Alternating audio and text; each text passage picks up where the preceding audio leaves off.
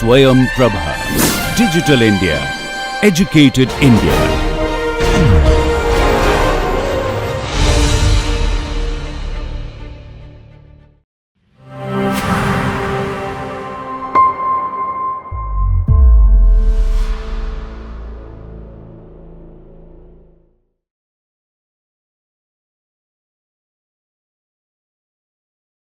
Okay, so then we can look at some more complicated problem. Example, the Rayleigh's equation.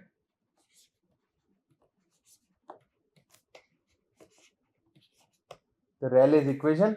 We show that the Rayleigh's equation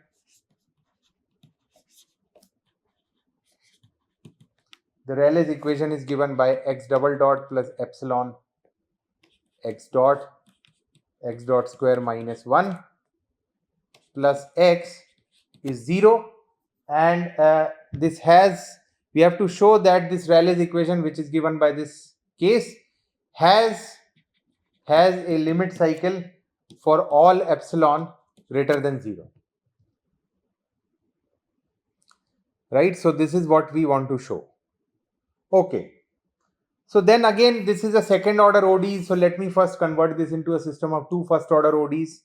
We see that x dot is v and v dot is given by minus x minus epsilon v times v square minus 1.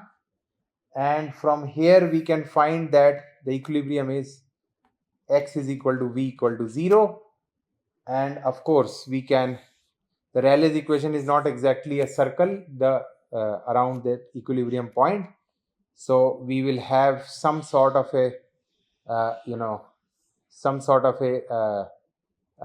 closed orbits we expect depending on the values of epsilon. Remember, if epsilon is 0, then we can quickly confirm that we will have a circular motion around 0, 0. Right? So for epsilon not equal to 0, we will see that the circular motion is distorted and we will have another form of closed orbits such as this one. Right? Now, the problem is, again, if we want to change this into polar coordinates, we can choose x equal to r cos theta, and we can choose v to be r sin theta. And here we can check that r dot is minus epsilon r sine square theta, and theta dot is minus 1 minus epsilon sine square theta times r square sine square theta minus 1. Okay. So we have changed it into polar coordinates, and we can check that when v means this r sine theta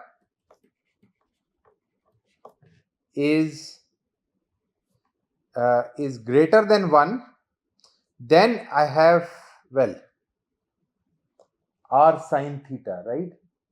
So hold on. So there is still something missing in this equation. So r dot is epsilon r sine square theta times r square sine square theta minus 1. So this is one term that was missing here. Now, so when v is greater than 1, we expect this quantity, this bracket, to be greater than 0, and then we get that r dot is less than 0 because of this negative sign. And so what we have is that, and of course, if this is less than 1, then r dot is greater than 0. So now let us say, now this is our equilibrium point 0, 0. So our first goal, before showing that this equation has a limit cycle, our major goal is to find a trapping region. Now the trapping region would be, the first boundary of the trapping region is, we can choose the boundary to be C1, and the C1 is the following, where the C1 is a circle of radius, let's say radius A which is less than 1, right? So we can choose a trapping region with the inner boundary to be a circle with radius less than 1. Why less than 1? Because if r is less than 1, see, r is always greater than equal to v, because r is x square plus v square under the root. And if v is, well, so if v is less than 1, well, what have we got? So we need to have, yeah, so if v is less than 1, if v is less than 1, we have that r dot is less than well, if v is less than 1, r dot is greater than 0. So we expect that we have the direction of the arrows to be pointing outward, right? So v is less than 1 implies that r dot is greater than 0, right? Because r is less than 1, that is what we have chosen, a being less than 1, and of course sine theta is always less than equal to 1. So we expect that v is less than 1, right? So v is less than 1, and we have that r dot is greater than 0. Okay, so that is the interior boundary of the trapping region. What about the exterior boundary? Now, if we can see that for sufficiently large r, right? We don't know what is this outer boundary, but it seems that we can choose r as big as possible, but then we are not going to see we are not going to get the required effect. Why? Because what have we got here? So when epsilon is large enough, we see that the outer boundary has a problem.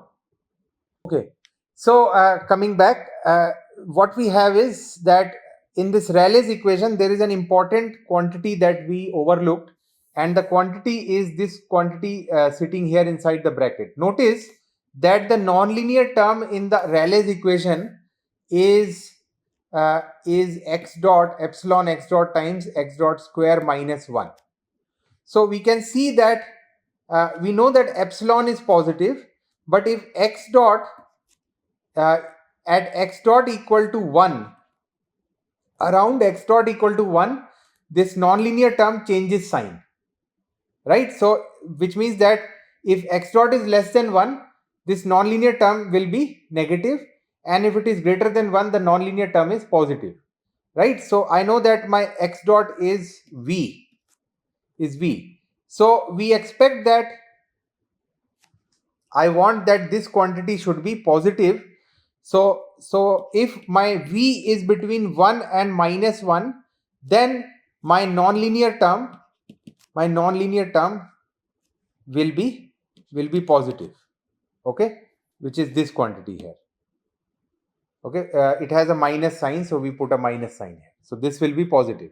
Now, which means that I try and take, for the outer boundary, I try and take my my y coordinate. So this is my y coordinate, which is the v coordinate, and this is my x coordinate. So I try and take my v coordinate to be plus 1 and minus 1, right? Because at plus 1 and minus 1 only, the sign of the nonlinear term is changing, right?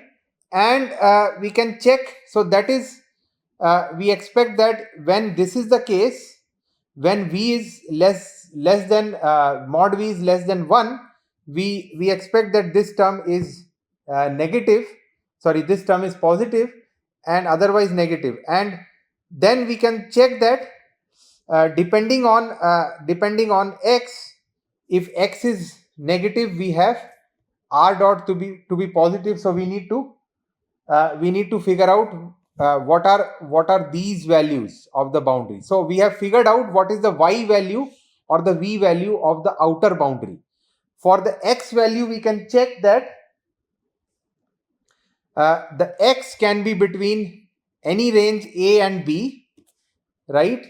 And I can choose my quantities a and b.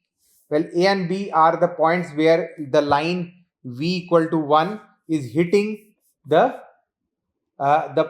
phase path, one of the phase paths, right? And this is v equal to -1. So let me call this as a prime and my b prime. Okay.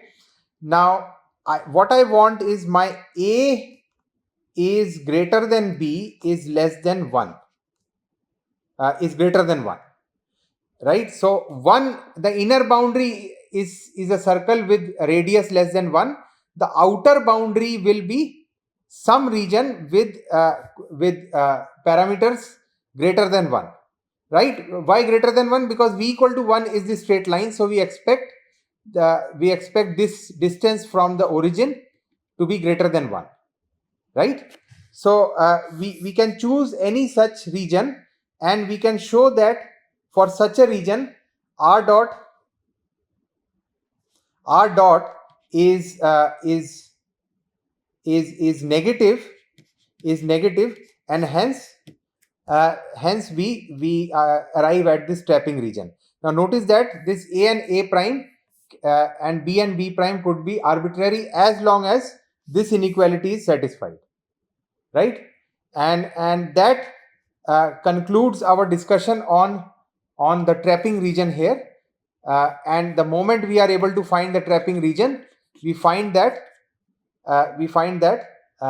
we of course we expect that there will be a limit cycle, right? Because r dot interior is positive on the interior boundary, on the exterior boundary it's negative, so we expect a trapping region.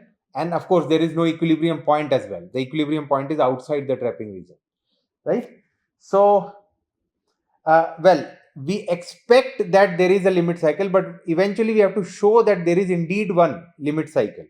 So that is what something we will show here next.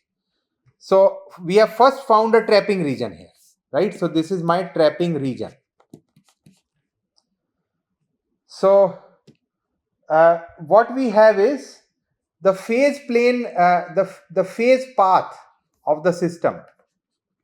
The phase path is going to be x. The phase path, let us say the phase path velocity, right? So this is x dot I plus y v dot j.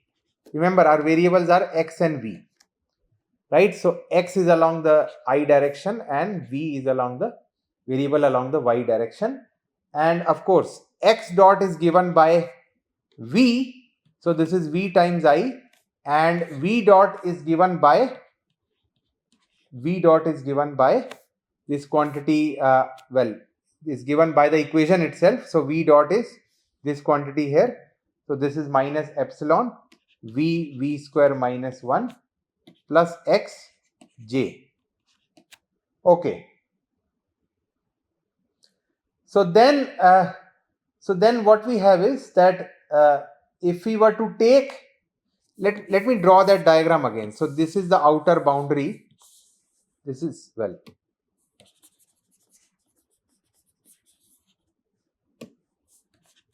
this is x, this is v, and this is my outer boundary.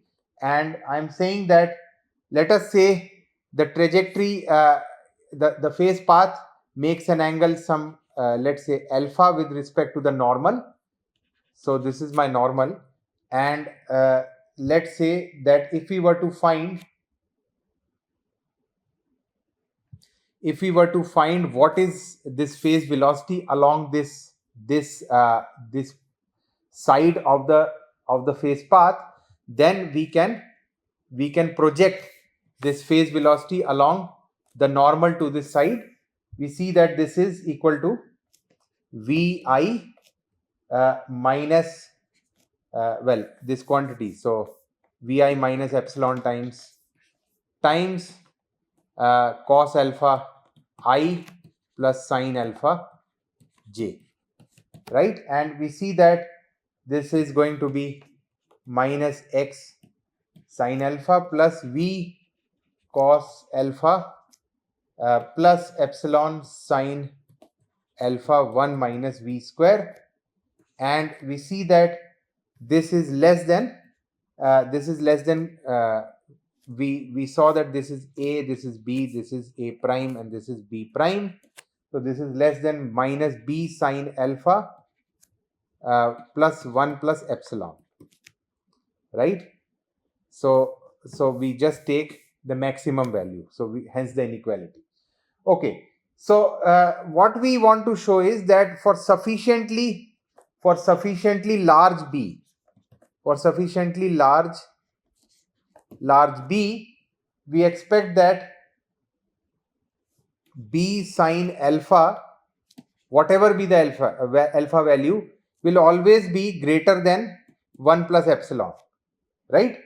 And which means that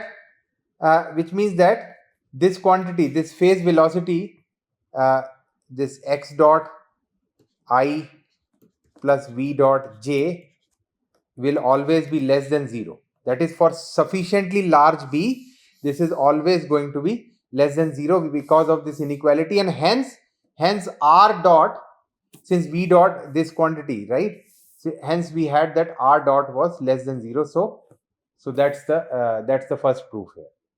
Okay, and the moment we have a trapping region, we can I think the hardest part is done. We have found the trapping region.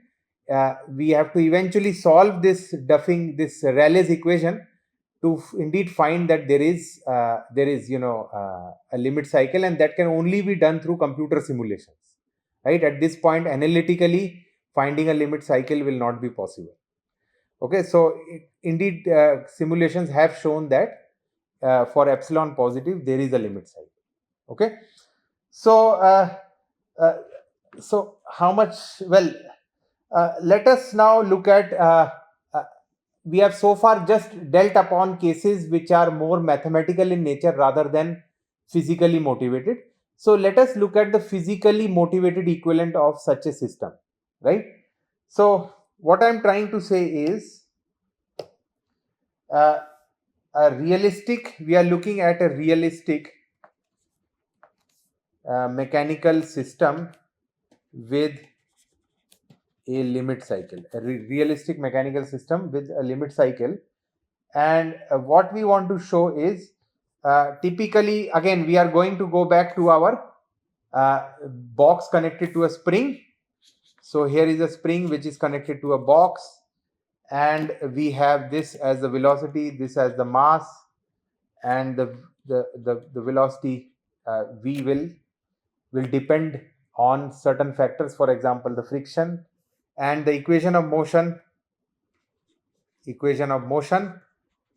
will be as follows. So this is mv dot plus m omega square x plus f of v minus v is 0, right? And what we have is that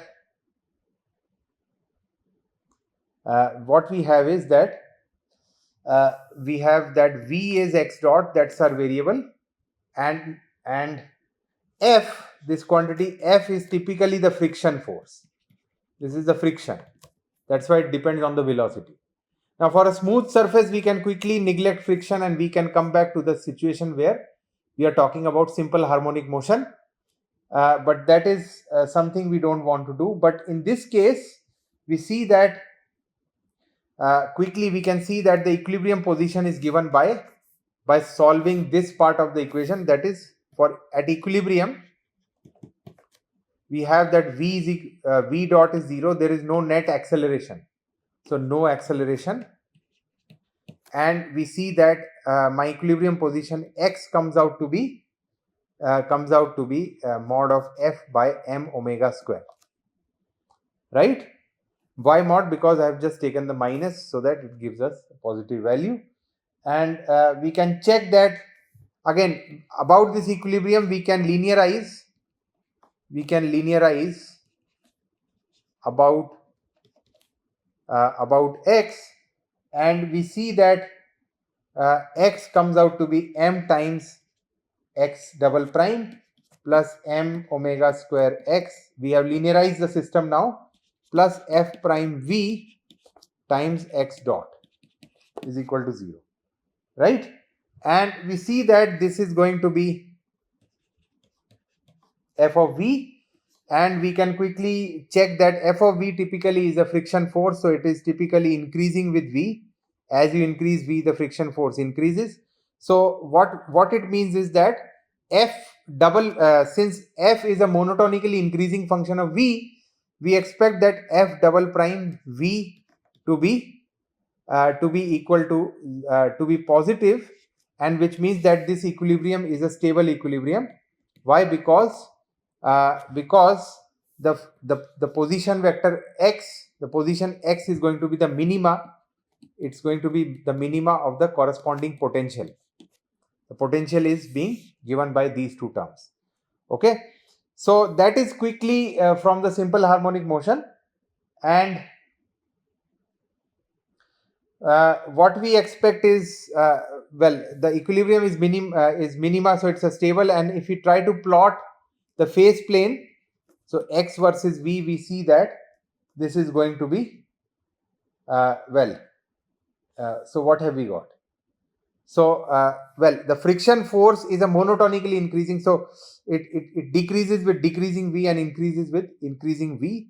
So we expect that there is a limit cycle to this system, where we see that, well, at least there is an equilibria to the system E, right? And that is what we have. So and depending on the sign of f, we also will have a limit cycle that can be quickly checked. Okay, so well, all these ideas are only bound in two-dimensional analysis, right? The moment we step out of 2 dimension and go into 3 dimensions, then we run into problems, and we look at cases or trajectories which are not periodic or not converging to limit cycles. In particular, we will have chaotic motions, and the Poincare-Bendixson theorem fails. So what we have is, for if the phase plane has 3 or more dimensions, right? In Euclidean geometry, we will only restrict to 3 dimensions, but in higher Riemannian manifolds, you could have more dimensions. If the phase plane has 3 or more dimensions, other motions including chaos is possible. Other motion including chaos is possible, and we see that in this case, the Poincare-Bendixson theorem does not apply, because now we will have chaos. We may have chaos, which is really going to contradict all the given assumptions. Okay, so let us look at one quick example. What example we have? So the example, I think we have few minutes, so I'm just going to quickly talk about a specific case of an oscillator, namely the driven nonlinear oscillator. See, in nonlinear dynamics, we have looked at many cases of driven, non-driven linear oscillators, but here we are looking at the specific cases of driven nonlinear oscillators where the system can be non-autonomous. So driven nonlinear oscillators. Okay, so x double dot plus k times x dot plus omega square x plus lambda x cube is f naught cos pt. So this is a driven oscillator, right?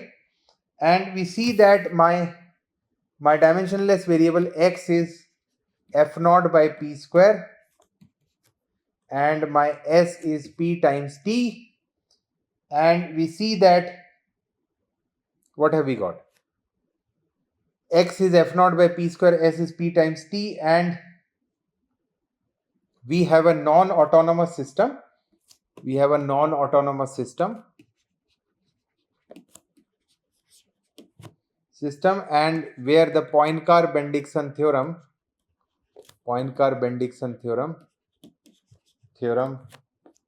does not apply. The first criteria of Poincare-Bendixson theorem is we have an autonomous system. Does not apply. So we may not expect to have a limit cycle, right? So we are going to change our substitute our variables and introduce new variables where small x is replaced by capital X and t is replaced by s. Capital X is replaced by small x.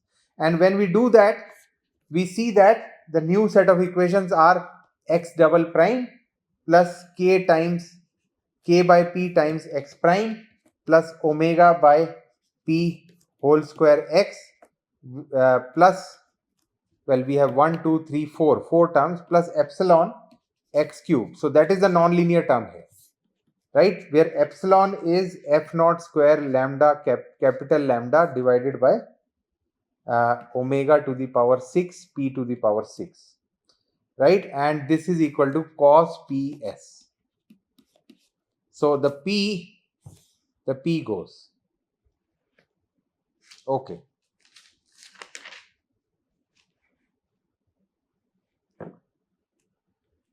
Okay, so then what we have is that we assume the setup is as follows. The first simple case is the damping is absent, so we can assume that for solution purpose. I think we are running out of time for this module. We will continue this the solution to this driven nonlinear oscillator in the next module. So thank you so far for listening.